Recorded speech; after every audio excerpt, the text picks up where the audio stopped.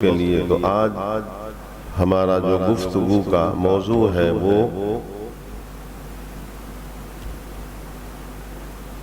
سلطان الہند خواجہ غریب نواز رضی اللہ تعالی عنہ کی شان اور آپ ہی کی باتیں ہوں گی۔ 5 تاریخ شروع ہو گئی، 6 تاریخ آنے والی ہے، اور تمام پروپیگنڈے کے باوجود بھی اور خوف و ہراس کا ماحول پیدا کرنے کے باوجود بھی لا تعداد لوگ اس وقت اجمیر کی دھرتی پر موجود ہوں گے، اور کل تک اور نہ جانے کتنے پہنچیں گے۔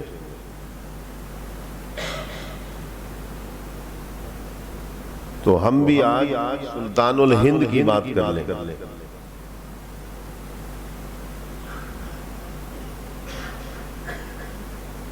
یاد رکھیں، یہ جو ہندوستان کا لفظ جو ہمارے ملک کے لیے بولا جاتا ہے،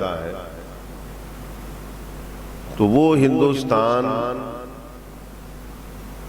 جو اب سے تقریباً 300 یا 400 برس پہلے والا ہندوستان، جس کو قدیمی ہندوستان کہتے ہیں، جو آج سری لنکا ہے وہ بھی ہندوستان تھا، جو بنگلہ دیش ہے وہ بھی ہندوستان تھا۔ الغرض یہ ہے کہ کشمیر سے لے کر اور کنیا کماری اور کابل تک ہندوستان تھا۔ تو یہ جتنا بھی پرانا ہندوستان ہے، وہ کابل ہو، سری لنکا ہو، بنگلہ دیش ہو، پاکستان ہو، یا ہمارا موجودہ ہندوستان ہو،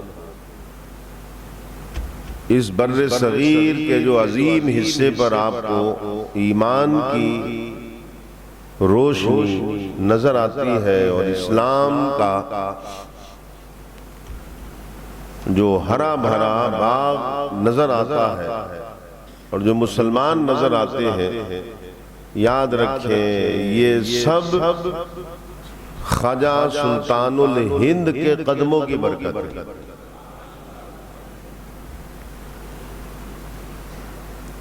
اب کے جمعے میں بھی یہی میں نے بیان کیا تھا، وہی باتیں پھر تھوڑی ریپیٹ کر دوں۔ یاد رکھیں کہ سب سے پہلے نبی اور ابو البشر، تمام آدمیوں کے یعنی انسانوں کے باپ، ان کو بھی اللہ نے جب تخلیق کر دی اور حضرت آدم کو خلافت کا تاج پہنا کر جب جنت میں رکھا، اور ایک وقت آیا کہ پھر اللہ نے حضرت آدم کو زمین پر بھیجا، تو وہ ابو البشر نبوت کا تاج پہن کر جب اس دھرتی پر، اس زمین پر جب آئے، تو ان کا جو پہلا قدم زمین پر پڑا وہ بھی اسی ہندوستان پر پڑا، وہ بھی ہندوستانی میں تو آئے نا۔ یعنی اللہ رب العزت نے اسی ہندوستان پر حضرت آدم کو بھیجا، اور اسی سرزمین پر اللہ وحدہ لا شریک کا نام لینے والے انسان اور ان کی تخلیق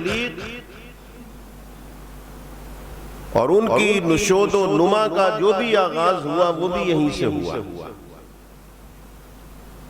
اسی ہندوستان سے۔ اور اللہ کی وحدت اور اللہ کی عظمت اور اس کی کبریائی کا جو ڈنکا بجایا گیا، اور بجانے والوں نے جو اعلان کیا، وہ بھی اسی ہندوستان سے نکلے۔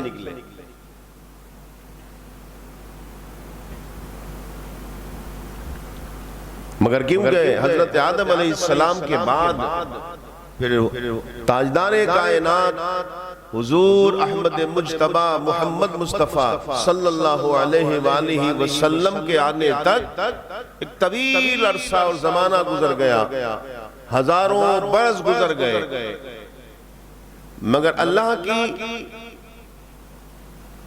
اور اللہ یعنی اللہ کے بندوں کی تعلیم اور ہدایت کے لیے اس درمیان میں کوئی نبی اور کوئی رسول یہاں نہیں آیا، جس کی وجہ سے پھر یہ بر صغیر کا یہ خطہ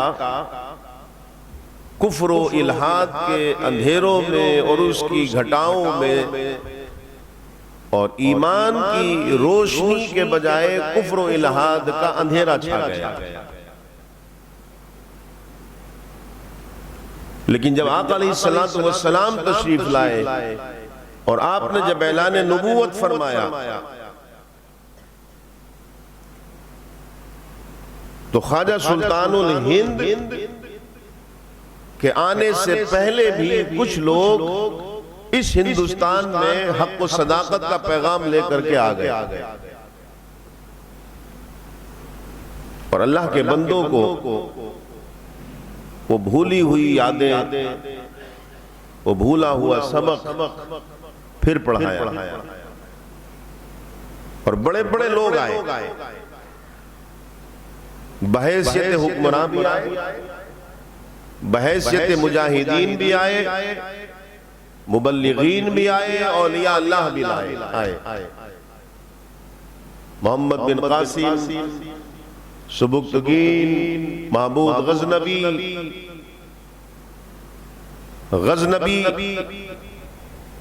غزنیوں کا مضبوط 200 سالہ حکومت کا دور،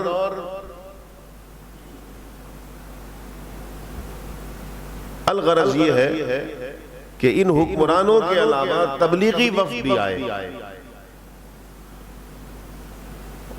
اور ایسے ایسے لوگوں کا اللہ نے انتخاب کیا اس زمین پر۔ آپ خواجہ غریب نواز سے پہلے کی بتا رہا ہوں کہ جنہوں نے آن کر اللہ کا پیغام دیا۔ خواجہ غریب نواز سے پہلے خود لاہور میں شیخ حسن سنجانی آئے، خواجہ غریب نواز سے پہلے اسی لاہور کے اندر حضرت داتا گنج بخش حجویری آئے، آپ سے پہلے شیخ اسماعیل محدث آئے، مولانا مسعود لاہوری آئے اور خود اجمیر میں حضرت میرا سید حسین مشہدی آئے اور پوربی یوپی میں 11,000 کا لشکر لے کر 18 برس کا کڑی الجوان، جس کو دنیا سید سالار مسعودی، مسعود غازی کے نام سے جانتی ہے بہرائچ شریف میں، وہ آئے اور انہوں نے اپنی جان تک یعنی اپنی گردنیں کٹا کر اور اپنے خون سے اس سرزمین ہند کو سینچا، جس کے وجہ سے پھر اسلامی پودے کو طاقت ملی۔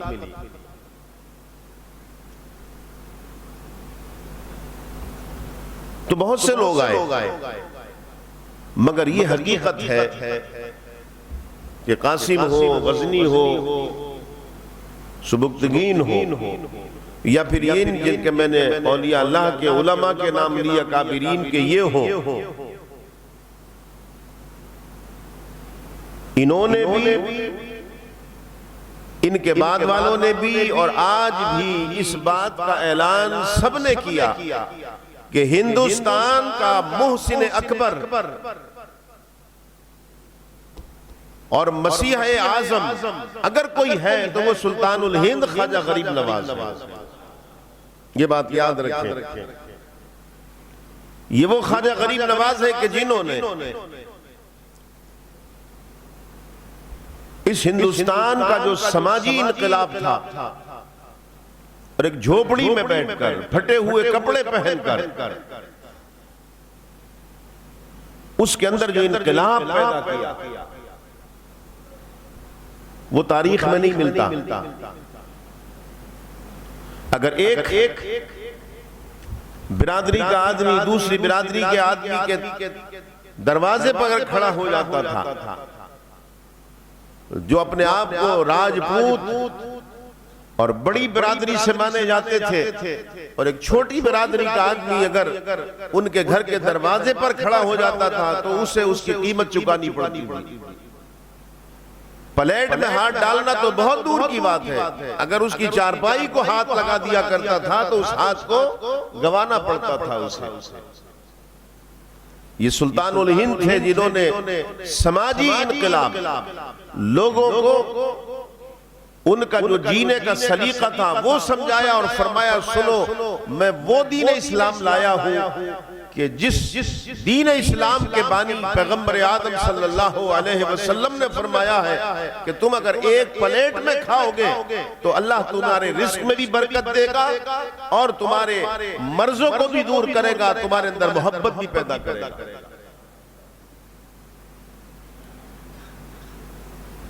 آپ نے راجہ اور رعیت، امیر اور غریب، گورا اور کالا، سارے بھید بھاؤ مٹا کر سب کو ایک صف میں کھڑا کر دیا، جس کا نتیجہ یہ ہوا کہ تقریباً 90 لاکھ لوگوں نے آپ کے خود ہاتھ پر آن کر پڑھا لا الہ الا اللہ محمد رسول اللہ۔ یہ ہے سلطان الہند۔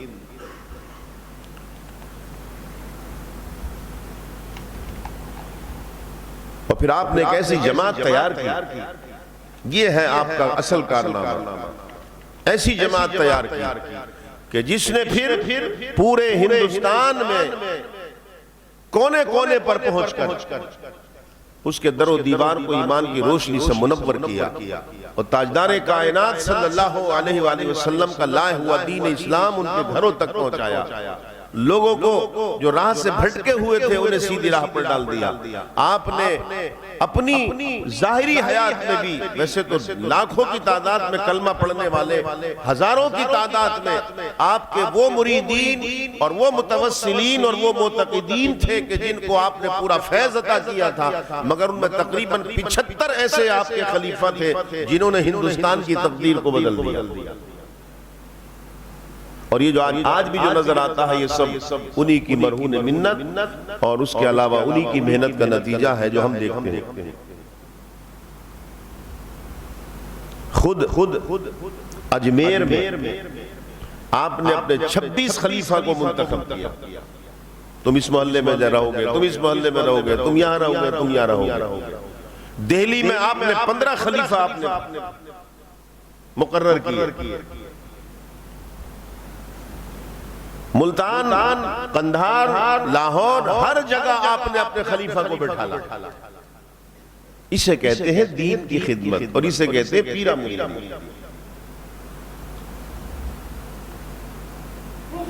ناگور ہو، کنوج ہو، احمد آباد ہو، دہلی ہو، بنارس ہو، یا پھر شمالی ہند کا حصہ ہو، کوئی جگہ ایسی نہ تھی۔ دہلی میں اپنے آپ نے 26 خلفاء کو بٹھالا تو، مگر اس 26 کا چیف آپ کمانڈر اپنا چہیتا خلیفہ کہ جس کو آپ نے اپنے فیض سے اور تاجدار کائنات صلی اللہ علیہ وسلم کی تعلیمات سے اس کے سینے کو سمندر کر دیا تھا، چہیتا خلیفہ حضرت خواجہ قطب الدین بختیار کاکی کو بٹھالا۔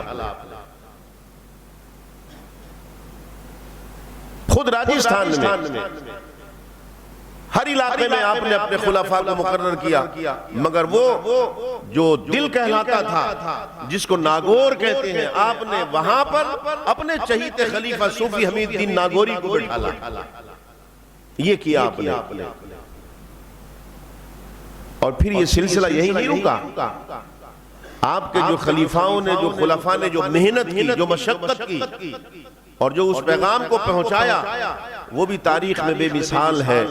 اگر لاہور میں، اگر دہلی میں آپ نے حضرت خواجہ قطب الدین بختیار کاکی کو بٹھالا، تو پھر خواجہ قطب الدین بختیار کاکی نے ایک اور چیف آف کمانڈر تیار کیا جس کو دنیا بابا فرید الدین گنج شکر کے نام سے جانتی ہے، انہوں نے پھر لاہور میں بٹھال دیا۔ اور با فرید دین گنج شکر نے پھر اپنے خاص کر 2 خلیفہ ایسے تیار کیے، یاد رکھیں 2 خلیفہ، باقی تو بہت سارے خلفاء تھے مگر 2 خلیفہ بابا فرید دین گنج شکر نے وہ تیار کیے کہ جنہوں نے خاص طور سے دہلی اور اس کے علاوہ پھر آپ چلے جائیں یو پی کا یہ ویسٹرن پچھمی یو پی، وہاں پر آپ نے 2 خلیفہ بٹھا لے، دہلی میں خواجہ نظام الدین محبوب الہی کو بٹھالا اور یو پی کے اس پچھمی علاقے میں صابر کلیری کو بٹھالا، جنہوں نے دین کی خدمت کی۔ اور دوسری طرف نظام الدین محبوب الہی نے پھر اپنا خلیفہ مقرر کیا اور سید نصیر الدین چراغ دہلوی ان کو اپنے فیض سے فیضیاب کیا۔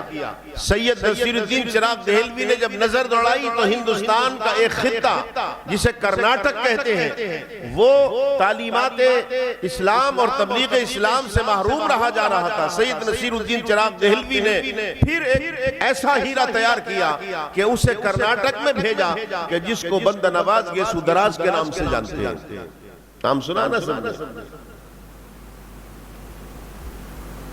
اور دوسرے خلیفہ نصیر الدین چراغ دہلوی نے اپنا ایک اور بنایا کہ جس کو سید سراج الدین اخی عثمان کہتے ہیں، وہ بنگال کی طرف گئے اور سید سراج الدین اخی عثمان نے اپنا خلیفہ ایک بنایا اور وہ ایسا خلیفہ بنایا کہ جو شیخ علاء الحق پنڈوی کے نام سے جانا جاتا ہے۔ اور شیخ علاء الپنڈوی نے جب دیکھا کہ اب پوربی یو پی کا پھر ماحول خراب ہونے لگا تو دعا کی کہ مولا وہاں کے لیے کوئی انتظام کر دے۔ ابھی دعا کر کے ہاتھ چہرے پر پھیرے نہیں تھے کہ حضرت خضر آ گئے اور حضرت خضر نے کہا مبارک ہو، اللہ نے ایک ایسا تجھے ہیرا عطا کیا ہے جو دین کی خدمت کرے گا، جو تیری جھولی میں ڈال رہا ہوں لا کر۔ اور ہندوستان کے بڑے بڑے اولیاء قطب اور ابدال اس کی چاہت میں اپنا دامن پھیلائے ہوئے ہیں مگر وہ ہیرا اللہ نے تیری قسمت میں لکھا ہے۔ تو شیخ علاء الحق پنڈوی نے وہ کون سا ہیرا دیا؟ وہ شیخ علاء الحق پنڈوی کو حضرت خضر نے دیا مخدوم سمنانی جیسا ہیرا جو کچھوچا میں آرام فرمائے۔ اور شیخ علاء الحق پنڈوی نے اپنے ظاہری اور باطنی علوم اور فیض سے فیضیاب کر کے سلطان التارکین سید محمد اشرف جہانگیر السمنانی کو کچھوچا بھیج دیا۔ یہ میں تاریخ سنی نہیں ہوں گی یہ باتیں آپ نے۔ یہ ہے خواجہ سلطان الہند عطائے رسول، اس کو کہتے ہیں سلطان الہند۔ اسی لیے تو بڑے بڑے اولیاء،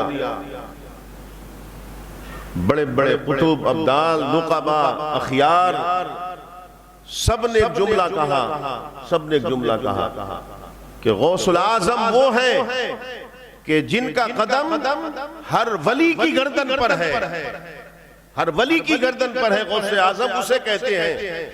اور سلطان الہند غریب نواز اس اللہ کے ولی کو کہتے ہیں جس کا قدم ہندوستان کے ہر ولی کی گردن پر ہے۔ سمجھ گئے آپ وہ ہے سلطان الہند خواجہ غریب نواز۔ آؤ پھر یاد دہانی کے لیے بتا دوں، آپ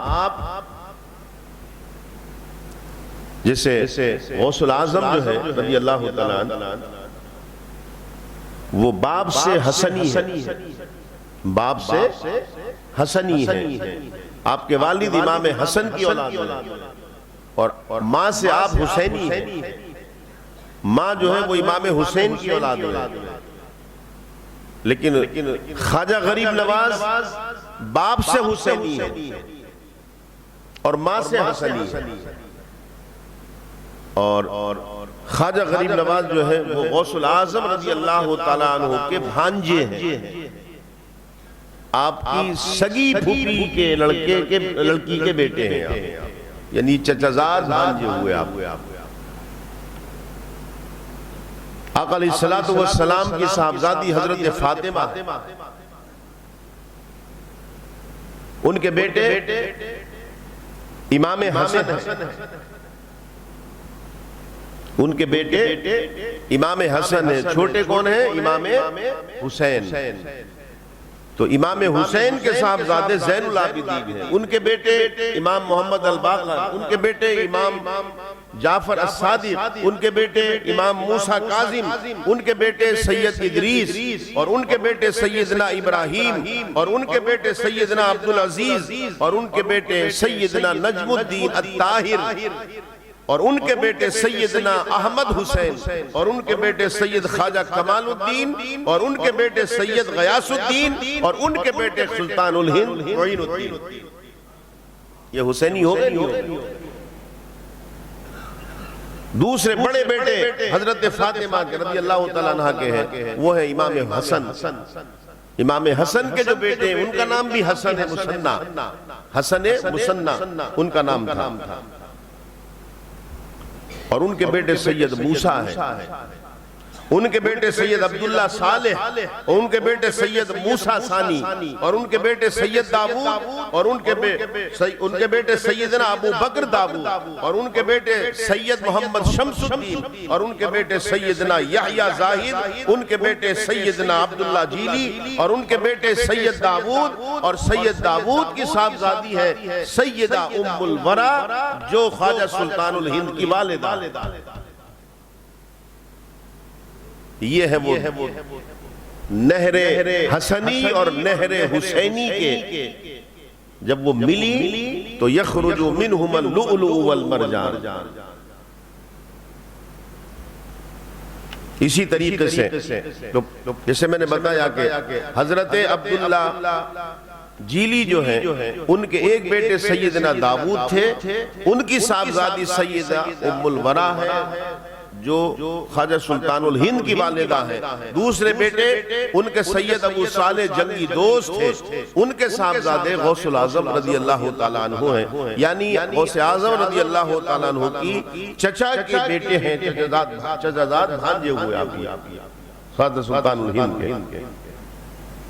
اسی لیے تو آپ جب آئے ہیں تو یہ دور جو تھا ہندوستان کا وہ اس طریقے کا دور تھا کہ بڑے بڑے راجہ مہاراجہ پھر ان کے دربار میں وہ لوگ بیٹھتے تھے کہ جو علم نجوم کے بڑے بڑے اعلیٰ اور بڑے بڑے عالم تھے۔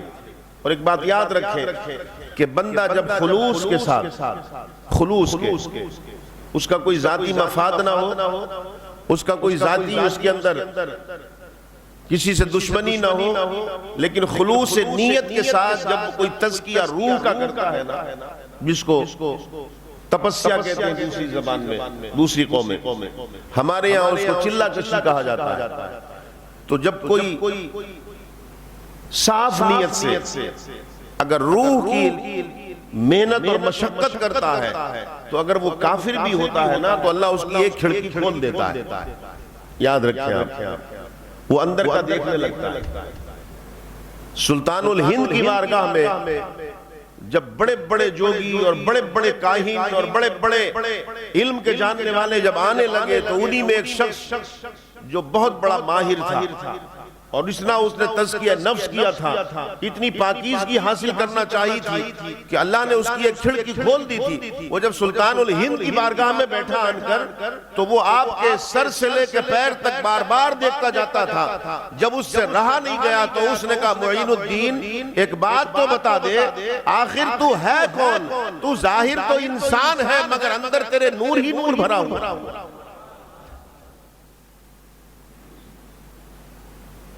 میں نے کئی بار دیکھا مگر اندر سوائے نور کے کچھ نظر نہیں آتا، لیکن ایک بات میری سمجھ میں نہیں آتی کہ پورا اندر نور ہی نور ہے مگر اس میں کالا دھبا ہے، ایک کالا دھبا نظر آتا ہے۔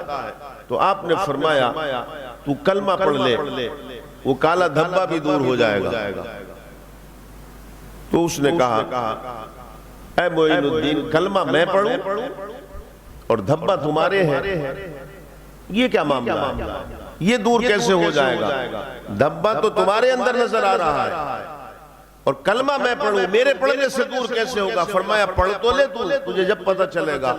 اس نے جب پڑھا ہے لا الہ الا اللہ محمد الرسول اللہ، جب کلمہ پڑھا اس نے جب دوبارہ دیکھا تو اس نے کہا واقعی اب نہیں ہے۔ تو اس نے پوچھا اب اس کی وجہ بتا دیں آخر کہ وہ کالا دھبا کس چیز کا تھا؟ تو آپ نے فرمایا وہ جو تجھے نور نظر آ رہا تھا اور اس نور کے درمیان میں جو کالا دھبا دکھ رہا تھا وہ تیرے کفر کا اور شرک کا تھا۔ تو نے جب کلمہ پڑھا تو وہ شرک اور کفر کا دھبا ختم ہو گیا۔ اس نے اسی وقت سچے دل سے پھر پڑھا اور پڑھنے کے بعد وہ ہمیشہ ہمیش کے لیے آپ کا مطیع و فرما بردار اور آقا علیہ السلام کا صحیح معنی میں امتی بن گیا۔ یہ ہتھیار تھا خواجہ غریب نواز کے پاس، یہ جو بھی آل اللہ ہے۔ کسی کی ہمت تھی راجہ پرتھوی راج ہو اور جو جتنے رجواڑے تھے، جتنے ہندوستان کی بڑی بڑی اسٹیٹیں اور رجواڑے تھے، سب کا سپر پاور تھا اس کے پاس، راجہ پرتھوی راج کا ہمت تھی اس کے سامنے کسی کی بات کرنے کی۔ مگر یاد رکھیں جب آقا علیہ السلام کی تعلیمات جب رگ و پے میں بس جاتی ہے تو پھر اس سے بڑا کوئی طاقتور نہیں ہوتا ہے، پھر اس سے بڑا کوئی طاقتور نہیں ہوتا ہے۔ یہی سلطان الہند ہے کہ جنہوں نے پورے خطہ اس عظیم خطہ بر صغیر پر ایسا اللہ اس کے رسول کا پیغام دیا کہ جو بھولے بچھڑے تھے، جو راہ بھٹک گئے تھے، وہ پھر اسی طرح اور اسی انداز میں اپنے راستے پر واپس آ گئے۔ وہ پیغام دیا، وہ بھائی چارہ، وہ اخلاق، وہ حسن خلق کہ جو بھی آتا تھا وہ پھر بغیر آپ کا غلام بنے ہوئے نہیں رہتا تھا۔ اور آج تک یاد رکھیں بڑے بڑے دور آئے اور بڑے بڑے نفرت کرنے والے بھی پیدا ہوئے، بڑے بڑے تعصبانہ لوگ بھی پیدا ہوئے اور ہوتے رہیں گے۔ یہ تو ساتھ ہے، پارٹی دونوں چلیں گی، پارٹی دونوں چلیں گی، خیر اور شر دونوں چلے گا قیامت تک۔ لیکن ہمیشہ فتح اور کامیابی حق کی ہوتی ہے۔ اللہ اس کے رسول کے لیے جو کرتا ہے اللہ اسے فتح و کامیابی دیتا ہے، اس کے نام کو زندہ رکھتا ہے۔ ظاہراً اگر اسے شکست دنیا سمجھتی ہے شکست ہو جائے، لیکن وہ شکست نہیں ہوتی ہے، وہ بھی اس کی فتح ہی ہوتی ہے۔ اور اس کے دربار میں پھر بڑے بڑے چاہے وہ حکمرانوں کی حیثیت سے ہو، بادشاہ ہو، اپنے وقت کے بڑے بڑے وہ سب آن کر دو زانو ہو کر اس کی بارگاہ میں سلام کرتے ہیں۔ کوئی ایسا نہیں بچا، یاد رکھیں تاریخ گواہ ہے۔ 800 سال کا عرصہ گزر گیا، 800 سال کے عرصے میں بڑی بڑی حکومتیں اس ہندوستان میں بھی آئی اور چلی گئی۔ غزنی مضبوط دور کے بعد جو ہے غوری دور آیا اور بہت سارے دور آئے، غلاموں کا دور آیا، نہ جانے کس کس کے دور آئے، مضبوط دور مغلیہ دور آیا، انگریزوں کا دور آیا، اب بھی دور چل رہا ہے۔ بڑے بڑے حکمراں آئے، بادشاہ بنے، بڑے بڑے کنگ بنے، یہاں کے بڑے بڑے عہدوں پر فائز ہوئے۔ مگر یاد رکھے تاریخ گواہ ہے، بادشاہ رہا ہو، کوئی صدر رہا ہو، کوئی بڑا بڑا عہدے پر فائز رہا ہو، مگر سب نے جا کر اپنی گردنوں کو خواجہ غریب نواز کی چوکھٹ پر جھکایا ہے۔ نہ کوئی عالم بچا، نہ کوئی ولی بچا جس نے اپنی عقیدت کی پیشانی خواجہ سلطان الہند کی بارگاہ میں نہ رکھی ہو جاتا۔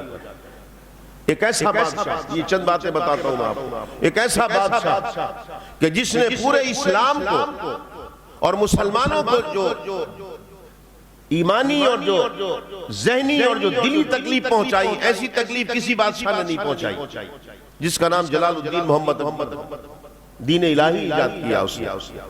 جب دین الہی اس نے ایجاد کر دیا تو آپ جانتے ہیں اس نے دین کا شرازہ بکھیر دیا، امت مسلمہ کو اس نے خون کے آنسو رلایا۔ مگر یہ جلال الدین محمد اکبر جس کا نام لینے سے بھی لوگ ڈرتے تھے، جس کا بر صغیر پر حکومت تھی، مگر اس کے جو اولاد ہوتی تھی مر جاتی تھی۔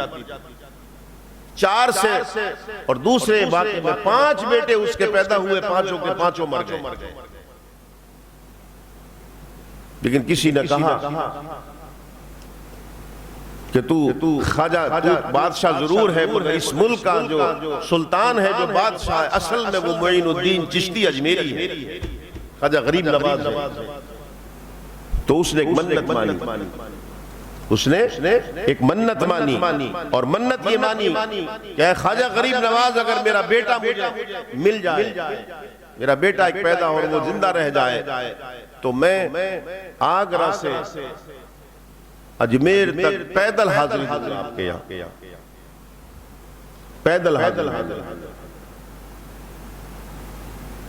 نتیجہ یہ ہوا کہ وہ یہ منت مان کر اپنی سواری لشکر لے کر کہیں فتح کرنے جا رہا تھا۔ جب فتح کرنے اس علاقے کو فتح کر لیا، واپس ہوا تو راستے میں اجمیر شریف پڑا، وہ جا کر کے اس نے کہا چلو ابھی حاضری دے لوں، پھر سامنے پہنچا، اس نے کہا میں آپ کے قدموں میں آ گیا، مجھے بیٹا دے دے تاکہ میرا چراغ جلے، اور میں بیٹا دیں گے تو میں پیدل حاضری دوں گا آپ کے بادشاہ ہو کر کے، اور آگرہ کہاں اور اجمیر کہاں۔ یہ کہہ کر کے وہ چلا، آگرہ واپس آ رہا تھا، آگرہ سے کچھ تقریباً 30-35 کلومیٹر فاصلے پر فتح پور سیکری ہے، نام سنا ہوگا آپ لوگوں، وہاں پر خواجہ سلطان الہند کے تعلیم یافتہ اور آپ کے خلیفہ سلیم چشتی رحمت اللہ تعالی علیہ وہاں رہتے تھے، وہاں موجود تھے۔ یہ ان کے پاس پہنچ گیا، جب ان کے پاس پہنچا تو انہوں نے کہا جا اللہ تجھے بیٹا دے گا، اللہ تجھے بیٹا دے گا۔ اس کی بیوی حاملہ بنی، جس کو جودھا بائی کہتے ہیں۔ جب وہ حاملہ بنی اور جب عین وقت آیا کہ اب 2-5 دن میں جو ہے وہ بچہ پیدا ہو سکتا ہے، تو جیسے ہم لوگ ہاسپٹل میں لے کر کے جاتے ہیں آج کل، وہ لے کر کے سیدھا آگرہ سے اس نے فتح پور سیکری بھیج دیا، اس نے کہا انہی کے گھر بھیج دو، اب اسی اسپتال میں داخل کرا دو جہاں سے یہ تحفہ ملنے والا ہے۔ اور یاد رکھیں 29 شعبان 975 کو 975 19 شعبان 975 ہجری میں پیدا ہوا بیٹا اس کا، سلیم چشتی رحمت اللہ تعالی علیہ کے گھر میں آپ کی دعا سے، سلطان الہند کے فیض سے۔ محمد جلال الدین اکبر کے بیٹے کا نام نور الدین جہانگیر ہے، نام سنا ہوگا نا آپ نے، اور بھی کچھ نام ہے اس کا، کسی کو یاد ہے اس کا کوئی اور نام ہے؟ نور الدین جہانگیر کا اصلی نام کسی کو معلوم ہے اور کیا ہے؟ نہیں ہوگا معلوم آپ لوگوں۔ نور الدین جہانگیر جو نام اس کا ہے، اس کا اصلی نام سلیم ہے۔ اصلی نام کیا ہے؟ سلیم ہے اس کا اصلی نام، اور سلیم اس لیے ہے کہ سلیم چشتی رحمت اللہ علیہ نے فرمایا تھا کہ جا تجھے بیٹا دے دیا۔ جب بیٹا ملا تو اکبر نے پھر یہ کیا کہ نام بھی پھر اسی بزرگ کا رکھ دیا اس کا۔ یہ بزرگان دین کی عقیدت جو محبت، یہ آج کی کوئی نئی نہیں ہے، یہ بڑے بڑے حکمران کہ جن کے قبضے میں اللہ نے زمینوں کی حکومت دی تھی، وہ جا کر کے غلامی کا پٹا گلے میں ڈالتے تھے اور انہیں پھر فتح و کامیابی ملتی تھی۔ لہذا جب یہ سلیم پیدا ہو گیا تو پھر اکبر جو ہے وہ آگرہ سے اور اجمیر پیدل چل کر اس نے ایک بار نہیں 5 بار حاضری دی اس نے چل کے سلطان الہند کے مزار پر۔ اسی طریقے سے یہی نور الدین جہانگیر جس کو سلیم میں نے بتایا آپ کو، جب اس کا دور آیا تو پھر اس کا اکثر معمول رہتا تھا یہ کہ صبح کو اٹھ کر اجمیر کی طرف کو منہ کر کے دعا کرتا تھا کہ میں آپ سے استمداد چاہتا ہوں، اللہ سے میرے لیے مدد کی دعا کر دیں۔ یہ عقیدہ تھا ان لوگوں کا جو بڑے بڑے حکمراں تھے۔ شاہ جہاں کو نور الدین جہانگیر کا بیٹا شاہ جہاں کا یہ عالم تھا کہ وہ محبت میں ایسا دیوانہ ہو گیا تھا کہ پورا تصوف اس کے اوپر رنگ چڑھ گیا تھا، تصوف کا بادشاہ ضرور تھا۔ یہ جو آج کون کون سی باتیں بتاؤ، یہ جو آپ پوری دنیا کہتی نا تاج محل، ارے نادانوں وہ تاج محل نہیں ہے، کوئی خانقاہ بنائی تھی اس نے، وہ تو انگریز نے اس کا نام تاج محل رکھ دیا، انگریز نے۔ آج بھی ہمارے بہت سارے پیر صاحبان ہیں وہ خانقاہ بناتے نہیں بناتے، اس نے خانقاہ بنائی تھی۔ محل میں قرآن لکھا جاتا، آپ میں سے کوئی اگر گیا ہو دیکھا تھا آگرہ آپ نے؟ میں نے تو 14 سال تراویح وہیں پڑھائی ہے، وہاں سے پڑھاتے ہوئے ممبئی آیا تھا، 14 سال مسلسل تاج گنج میں ہی تراویح پڑھائی ہے۔ اس کا در و دیوار کوئی دیوار ایسی نہیں ہے کہ جس پر اللہ کا کلام لکھا ہوا نہ ہو، کوئی دیوار ایسی نہیں۔ جتنے بھی اس کے دروازے پر آپ گنبد دیکھتے نا، گنبد جو چھوٹے چھوٹے، کبھی آپ اس کے فوٹو میں دیکھیں، اور اب تو کیمروں پہ آتے ہیں، آپ دیکھ لیں، آپ کو یاد رکھیں، ادھر دیکھیں گے تب 11 ملیں گے آپ کو، ادھر دیکھیں گے تب 11، ہر دروازے پر 11 گنبد ملیں گے آپ کو۔ اور 11 کیوں؟ اس لیے 11 ملیں گے کہ سلطان الہند وہ غوث الاعظم رضی اللہ تعالیٰ عنہ کی 11ویں کی وجہ سے 11 بنائے اس نے۔ وہ خواجہ سلطان الہند کی محبت میں دیوانہ ہو گیا تھا، اور ایسی ایسی منقبتیں خواجہ سلطان الہند کی شان میں شاہجہاں نے لکھی ہے۔ شاہجہاں کا بیٹا اورنگزیب عالمگیر، وہ ابتدائی دور میں کسی کو نہیں مانتا تھا، وہ کسی کو نہیں مانتا تھا، جس مزار کو بھی دیکھتا تھا چڑھاتا تھا، موقع چلتا تھا تو مسمار کر دیا کرتا تھا، شہید کر دیا کرتا تھا اس کو۔ وہ بھی ایک دن اجمیر پہنچ گیا، نہ جانے اس نے کیا دیکھا کہ جب اجمیر پہنچا ہے تو پھر دیوانوں کی طرح کپڑے پھاڑتا تھا، اور جب اسے موقع ملتا تھا تو کبھی دہلی میں ہوتا تھا، کبھی آگرہ میں ہوتا تھا، کبھی یہاں اورنگ آباد میں ہوتا تھا۔ جب موقع ملتا تھا وہ وقت نکال کر کے بڑی بڑی جنگوں میں مصروف ہونے کے باوجود بھی سلطان الہند کی چوکھٹ پر جا کر سلام کرتا تھا۔ یہ سلطان الہند۔ اسی طریقے سے بڑے بڑے، میں نے بتایا نہیں، حکمراں رہے، بڑے بڑے بادشاہ رہے، مگر سب نے یہاں افغانستان کا بادشاہ شاہ افغانستان امیر حبیب اللہ، وہ جب اجمیر جب پہنچا ہے تو اجمیر سے 4 کلو 4 میل کے فاصلے پر اپنے جو سپاہی تھے ان کو روکا، اور اس نے اپنے گلے میں پٹا ڈالا، اور پٹا ڈال کر کے رسی ایک سپاہی کو دی، کہا لے کر کے چل، مجھے گھسیٹتا ہوا۔ وہ پٹا گلے میں ڈال کر سلطان الہند کی بارگاہ میں پہنچا ہے۔ اس سے پوچھا آپ اتنے بڑے بادشاہ یہ کیا کر رہے ہیں؟ کہا میں ان کے در کا کتا ہوں، کتا ہی بن کے آؤں گا ان کے پاس۔ یہ بڑے بڑے حکمرانوں کا عقیدہ، ان کا عمل تھا، یاد رکھیں۔ ہمارے رامپور کا نواب حامد علی خان، نام سنا ہوگا آپ نے، نواب حامد علی خان رامپور، وہ اپنی پرسنل ٹرین سے، آج بھی ٹرین کھڑی ہے، اس کی جو اپنی ذاتی ٹرین تھی نواب حامد علی خان رامپور کی، یاد رکھیں، اپنی پرسنل ٹرین، آج بھی 4 ڈبے اس کی ٹرین کے کھڑے ہیں، آپ نیٹ پہ سرچ کریں گے آپ کو مل جائے گا، رامپور کے نواب کی ٹرین لکھیں اور دیکھیے آپ کو سب کچھ دکھائے گا، آج بھی کھڑی ہے وہ ٹرین۔ اس نے جب ٹرین سب سے پہلے بنوائی اور جب ٹرین چلائی تھی تو سب سے پہلے اس ٹرین میں بیٹھ کر سلطان الہند کی بارگاہ میں آیا، اور وہ جو قوالی گاتے ہیں نا کہ سونے کے کلش والے خواجہ، سنا نا، سونے کے کلش والے خواجہ، اپنی ٹرین میں آیا بیٹھ کر نواب حامد علی خان رامپوری، اور اس نے آنے کے بعد سب سے پہلے جو سونے کا کلش تھا وہ اس نے چڑھایا تھا خواجہ سلطان الہند کے اوپر گنبد۔ اس لیے اسی طریقے سے تمہارے حیدرآباد کا امیر عثمان، اس کو دیکھیں آپ، اس نے کیا کیا؟ سلطان الہند کا ہر وقت دیوانہ رہا کرتا تھا، ریاست دتیا کا مہاراجہ، جس کو مہاراجہ گوبند سنگھ کہا جاتا ہے، انگریزوں کے دور میں معزول کر دیا، وہ رو رو کر سلطان الہند کی بارگاہ میں آ گیا۔ سلطان الہند کی بارگاہ میں فجر کا وقت تھا، رو رہا تھا، آواز آئی جا تجھے دوبارہ سے ریاست دے دی، وہاں سے جھومتا ہوا چلا۔ انگریزوں نے جنہوں نے اس کو معزول کیا تھا ان سارے لوگوں نے معافی مانگی اور دوبارہ سے اسے حکومت دے دی۔ اور بڑی دلچسپ بات اور بتا دوں آخر میں،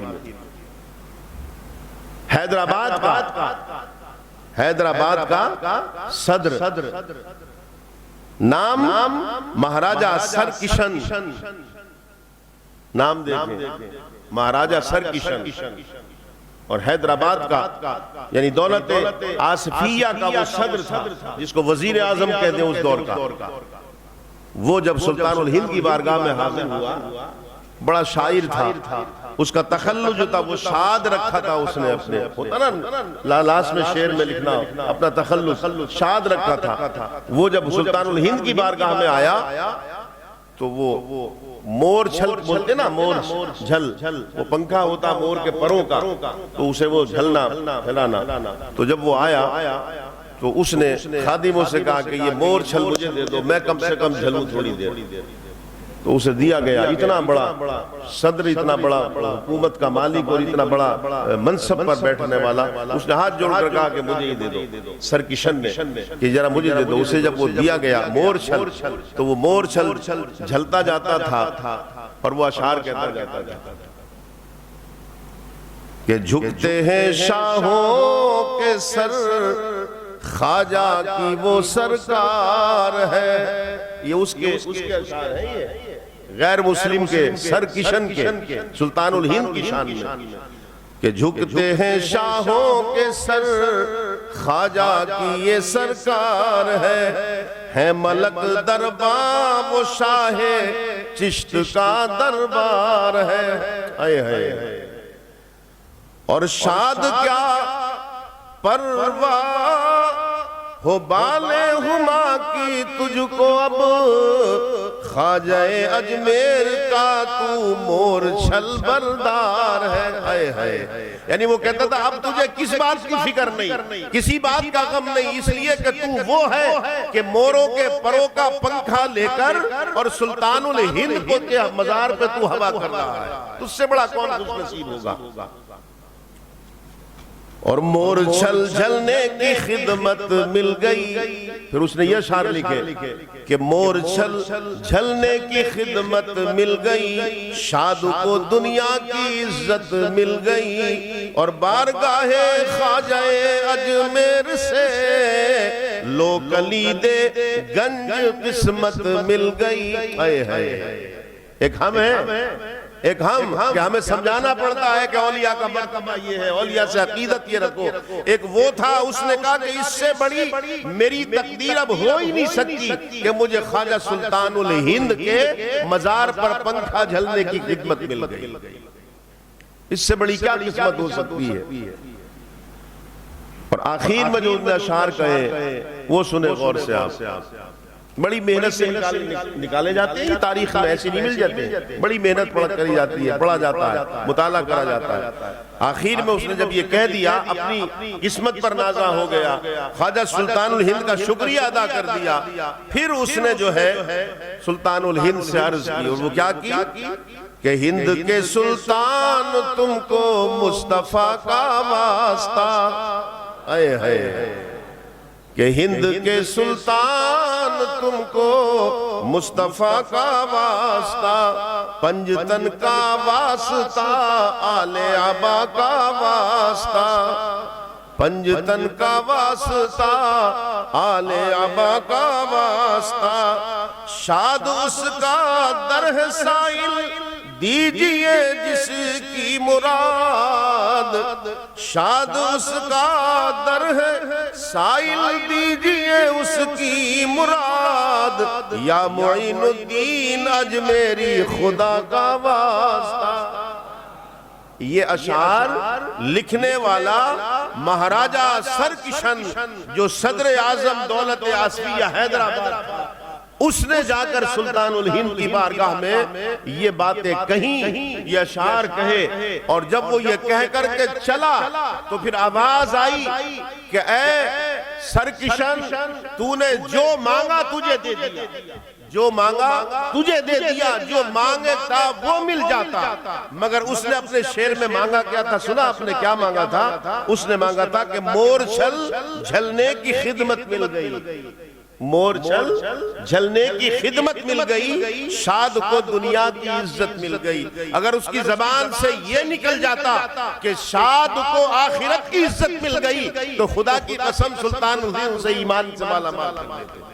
مگر اس نے دنیا کی عزت مانگی تو دنیا کی عزت ایسے ملی کہ اس سے زیادہ عزت کسی کو نہیں مل پائی، بڑے بڑے عہدیداروں کو اور بڑے بڑے حکومت کرنے والوں کو. تو بتانے کا مقصد میرا یہ ہے کہ آج سلطان الہند کا جو ہم ذکر کر رہے ہیں، میں نے ساری باتیں اس لیے بتائی کہ سلطان الہند کوئی معمولی بات نہیں ہے، یاد رکھیں، کوئی معمولی نام نہیں ہے. سلطان الہند حقیقت میں سلطان الہند ہے، حقیقت میں. وہ میں نے شاید جمعے کو کہا تھا، لارڈ کرزن وائسرائے اجمیر جب وہ جا کر کے اس نے کہا ہے اب ملکہ وکٹوریا سے کہ بات سب کچھ صحیح ہے، ٹھیک ہے، لا اینڈ آرڈر بھی ہے، مگر حقیقت یہ ہے کہ قبر ہے جو وہاں پر حکومت کر رہی ہے. سلطان تو اصل میں وہی ہے جو قبر میں لیٹا ہوا ہے. ہماری حکومت تو عارضی ہے، وقتی طور پر ہے. اسے لوگوں نے بے وقوف بھی کہا تھا، ہنسے بھی تھے. اس نے کہا تمہیں پتہ نہیں ہے، میں نے اپنی آنکھوں آنکھوں سے دیکھا ہے کہ حکومت ہندوستان میں اگر ہے تو وہ اسی کی ہے جس کو سلطان الہند کہا جاتا ہے، غریب نواز کہا جاتا ہے، اور خدا کی عزت کی قسم آپ ہی کی حکومت ہے اور رہے گی۔ آپ عطائے رسول ہیں، آپ عطائے رسول ہیں۔ دنیا سر پٹک پٹک کر مر جائے گی، انہیں کتنے مر گئے، اس لیے کہ اللہ کے ولی ہیں آپ، اور اللہ کا جو ولی ہوتا ہے، حقیقت میں جو ولی ہوتا ہے، تو پھر رب نے اعلان کر دیا ہے کہ من عاد لی ولیا، یعنی اندازہ لگائیں یہ کسی حدیث میں نہیں ملے گا آپ کو کہ جو کسی نمازی سے دشمنی رکھے اللہ کہ وہ میں اس سے دشمنی کا اعلان کرتا ہوں، جنگ کا اعلان کرتا ہوں، کسی حاجی سے دشمنی رکھے، کسی مولوی سے دشمنی رکھے، بلکہ ولی کی جب بات آئی تو آقا نے فرمایا کہ اللہ فرماتا ہے من عاد لی ولیا فقد آذنتہ بالحرب، اللہ کہتا ہے جو میرے ولی سے دشمنی رکھتا ہے میں اس سے اعلان جنگ کرتا ہوں۔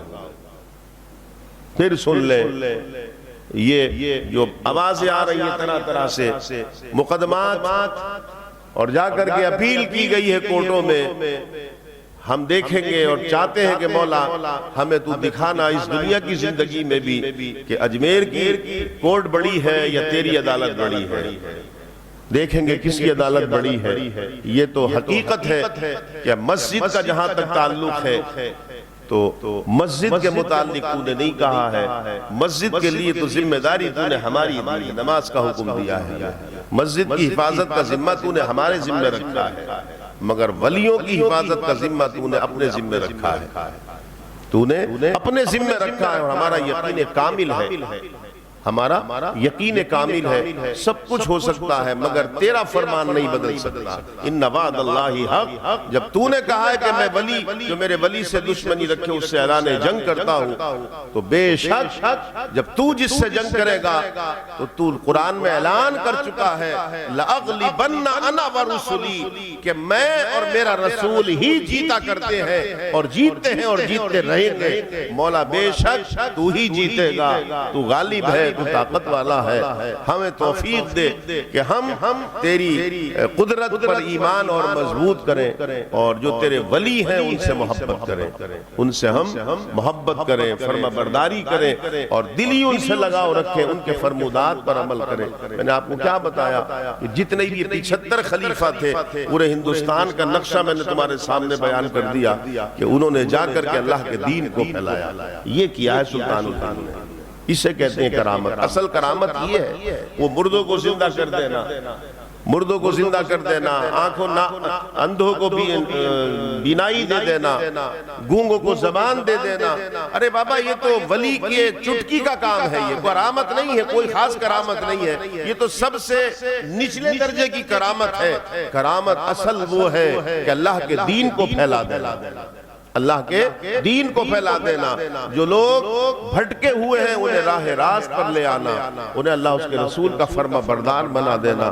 یہ جو آپ نے اپنے خلفاء تیار کیے جنہوں نے کشمیر سے لے کر کنیا کماری تک اسلام سے در و دیوار کو روشن اور منور کر دیا، اور آج بھی جو ہم مسلمان کہلاتے ہیں اور اسلام کو جو دیکھ رہے ہیں، یہ خواجہ سلطان الہند کے قدموں کی برکت ہے۔ اللہ ہم سب کو ان سے صحیح معنی میں محبت کرنے والا بنا دے، اور صحیح معنی میں ان کا معتقد اور صحیح معنی میں ان کا فرما بردار بنا کر کے رکھے، آمین۔